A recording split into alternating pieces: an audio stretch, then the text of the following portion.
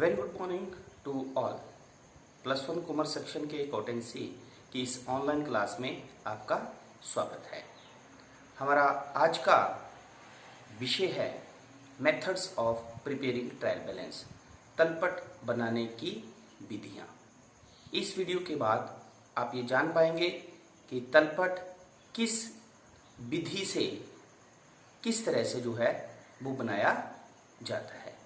हमारे पास तलपट बनाने की 3 विधियां हैं: total method, total balance method, then total and balance method. पिछले वीडियो में हमने आपको बताया कि तलपट बनाते समय हमें लेजर के बैलेंसेस और टोटल्स को जो है वो ध्यान में रखना है। आज इस वीडियो में हम तीनों मेथड्स को डिस्कस करेंगे जिनकी सहायता से जो है वो तलपट बनाया जाता है। हमने आपको पहले भी बताया कि तलपट जो है, ट्रायल बैलेंस जो है, it is a statement to check the arithmetical accuracy of the ledger accounts. ये एक ऐसी जांच सूची होती है जो खाता बही के खातों के शेषों की गणितीय शुद्धता की जांच करती है। तलपट के दोनों अमाउंट्स कॉलम जो होते हैं उनका टोटल अगर इक्वल आता है, बराबर होता है, तो इसका मानना ये होता है कि हमने डबल एंट्री कंसेप्ट को फॉलो किया है और हर लेन देन को सही तरीके से लिखा है और उसके टोटल्स और बैलेंसेस भी सही तरह से निकाले गए हैं। तो सबसे पहले हम पढ़ते हैं टोटल मेथड। तो टोटल मेथड के अंतर्गत जो है हमारे पास लेजर अकाउंट्स के जो टोटल होते हैं उनको लिखा जाता है। इस विधि में प्रत्येक खाते के डेबिट और क्रेडिट योग 2 राशि कॉलम डेबिट कुल के लिए एक और क्रेडिट टोटल के लिए अन्य कॉलम में जो है वो टोटल्स लिखे जाते हैं। ठीक है। इस विधि के अंतर्गत जो है वो सभी लेजर अकाउंट्स के डेबिट और क्रेडिट टोटल्स को लिखा जाता है। इसका मतलब क्या हुआ कि अगर लेजर अकाउंट्स का डेबिट टोटल है तो वो डेबिट अमाउंट कॉलम में लिखा जाएगा और क्रेडिट टोटल जो होगा उसे क्रेडिट अमाउंट कॉलम में लिखा जाएगा। Under the total method the trial balance is prepared by taking up the total of debits and credit of all the ledger accounts. ठीक है। आपके सामने फॉर्मेट है, देख सकते हैं आप कि आपको लिखा है ए एंड बी कंपनी का जो ट्रायल बैलेंस जो है वो टोटल मेथड की सहायता से बनाया गया है। तो जैसे कि आपके सामने कैश अकाउंट है, तो कैश अकाउंट की डेबिट साइड का टोटल 20,000 है जो डेबिट टोटल में लिखा, और क्रेडिट साइड का टोटल जो है वो 10,000 है, इसलिए उसे क्रेडिट टोटल में लिखा गया है। उसी तरह कैपिटल का क्रेडिट साइड का ही टोटल है, ठीक है, 25 लाख, तो वो क्रेडिट टोटल में ही लिखा है। बैंक अकाउंट का डेबिट साइड का जो टोटल है वो 1,85,000 रुपये है, इसलिए इसे डेबिट टोटल में लिखा है, और इसका क्रेडिट टोटल जो है वो क्रेडिट अमाउंट कॉलम में लिखा है 1,50,000। लैंड एंड बिल्डिंग का डेबिट टोटल है, इसलिए 20 लाख रुपया डेबिट टोटल अमाउंट कॉलम में लिखा है। इसी तरह फर्नीचर एंड फिक्चर का भी डेबिट टोटल है, इसलिए 2,30,000 डेबिट अमाउंट कॉलम में लिखा है। ऑफिस इक्विपमेंट का भी डेबिट साइड का टोटल है 1,50,000। उसी तरह परचेज का भी डेबिट टोटल है 4,50,000। ठीक है। हाँ, राम एंड सन्स, ठीक है, इसके दोनों टोटल्स हैं हमारे पास। डेबिट साइड का टोटल 1,50,000 है, तो वो डेबिट अमाउंट कॉलम में लिखा हमने, और क्रेडिट साइड का टोटल जो है वो 4,50,000 है, इसलिए उसे क्रेडिट अमाउंट कॉलम में लिखा है। फ्रेट इनवर्ड एक्सपेंसेस है तो डेबिट साइड का टोटल होगा, तो इसलिए इसे डेबिट साइड में लिखा है। स्टेशनरी एक्सपेंस है, डेबिट साइड में लिखा है। मिस्टर प्रवेश कुमार जो है, इसके दोनों टोटल्स हैं। डेबिट साइड का टोटल जो है वो 85,000 है, इसलिए इसे डेबिट अमाउंट कॉलम में लिखा है हमने, और क्रेडिट अमाउंट कॉलम का भी इसका 85,000 है, तो वो क्रेडिट अमाउंट कॉलम में लिख दिया।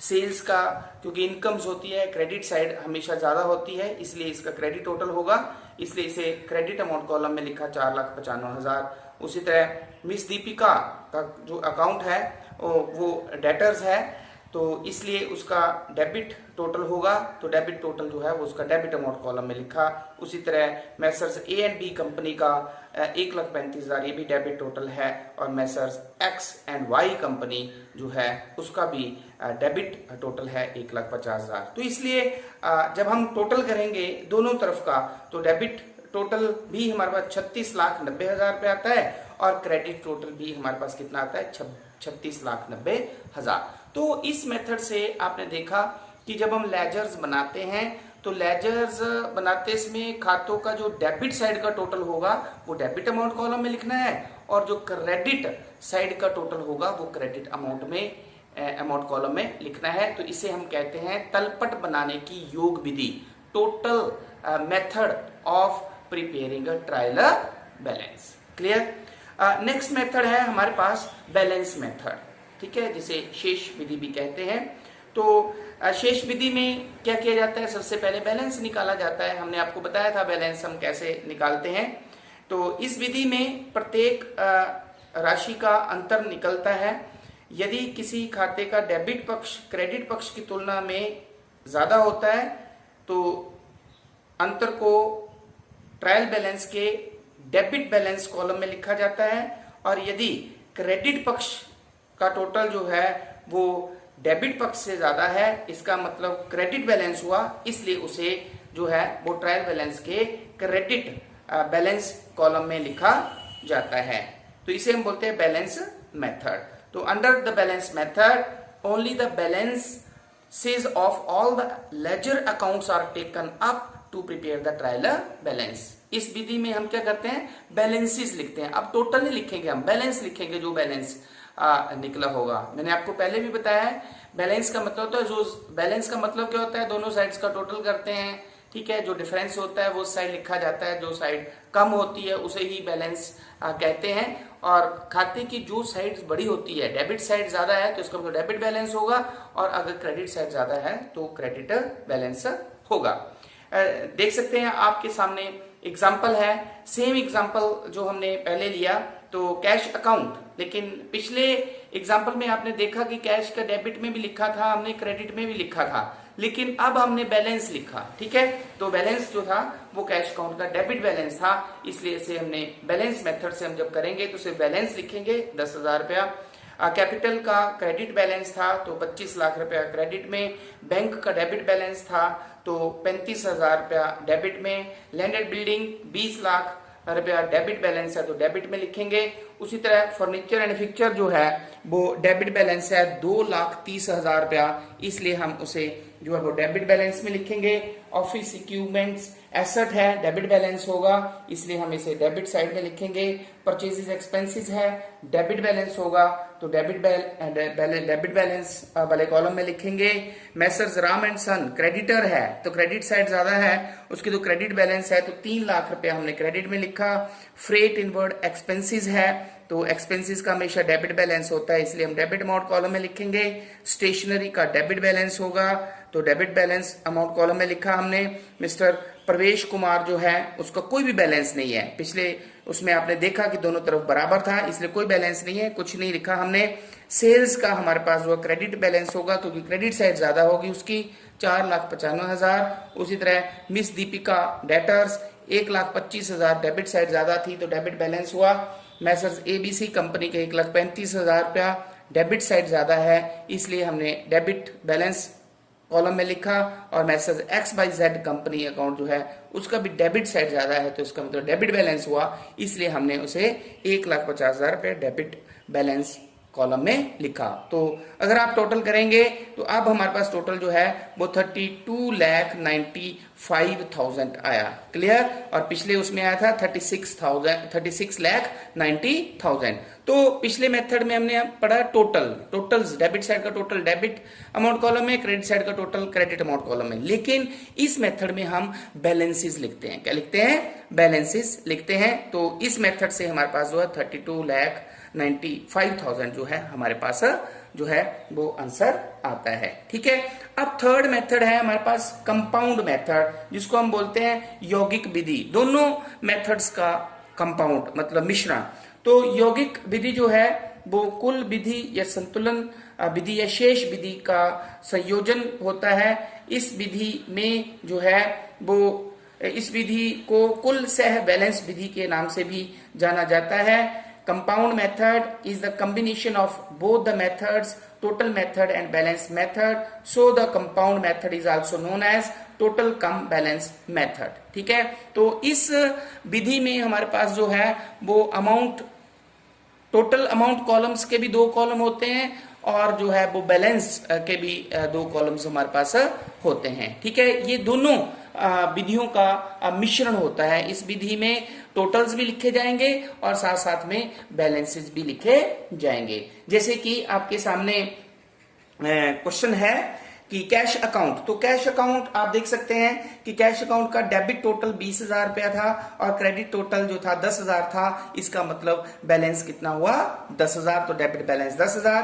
कैपिटल का, क्योंकि क्रेडिट टोटल था 25,000, डेबिट में कुछ नहीं था, तो क्रेडिट बैलेंस ही हुआ 25 लाख रुपया, तो क्रेडिट में लिख दिया हमने।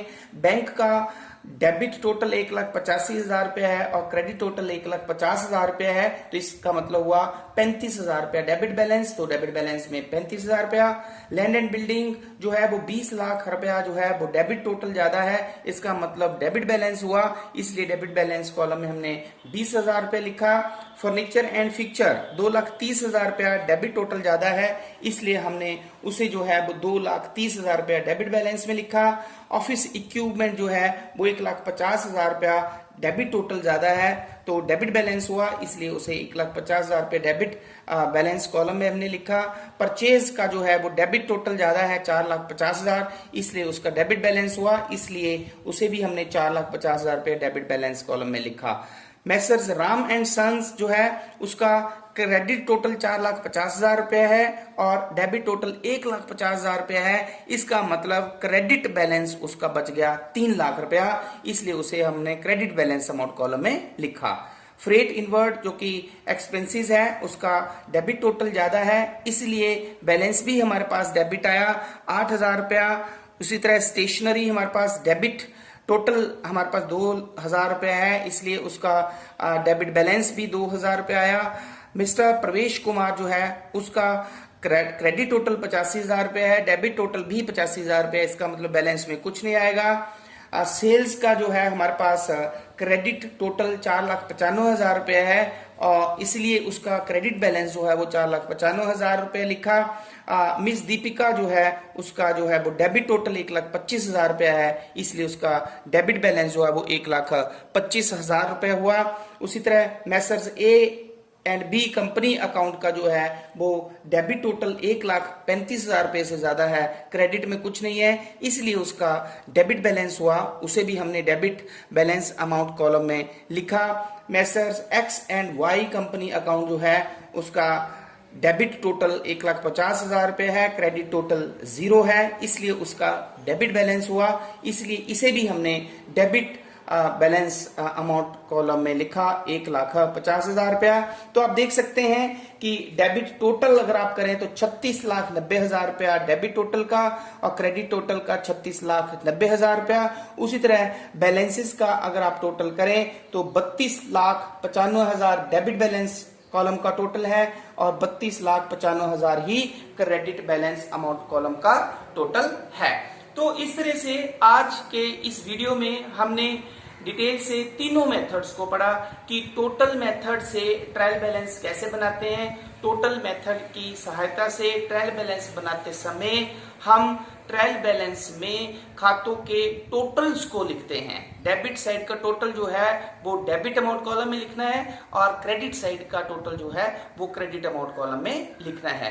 और दूसरा मेथड जो हमने पढ़ा बैलेंस मेथड, तो इस मेथड में हम बैलेंस निकालते हैं। तो डेबिट बैलेंस अगर होता है किसी लेजर अकाउंट का किसी खाते का तो उसे डेबिट बैलेंस अमाउंट कॉलम में लिखना है और अगर क्रेडिट बैलेंस होता है तो उसे हमने क्रेडिट बैलेंस अमाउंट कॉलम में लिखना है। और तीसरा मेथड जो दोनों मेथड का हमारे पास मिश्रण है, जिसे हम कंपाउंड मेथड भी बोलते हैं, ठीक है। तो इस मेथड में हम टोटल्स को भी लिखते हैं और बैलेंसेस को भी लिखते हैं। तो लास्ट में आप देख सकते हैं कि चाहे आप टोटल मेथड से करें या बैलेंस मेथड से करें, अगर दोनों साइड्स का टोटल, दोनों अमाउंट्स कॉलम का टोटल इक्वल होता है, इसका मतलब जो है वो हमारी गणितीय शुद्धता की जांच हो जाती है।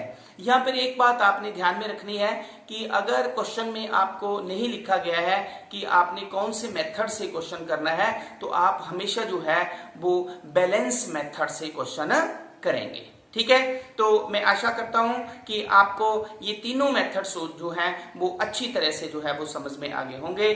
Thank you very much.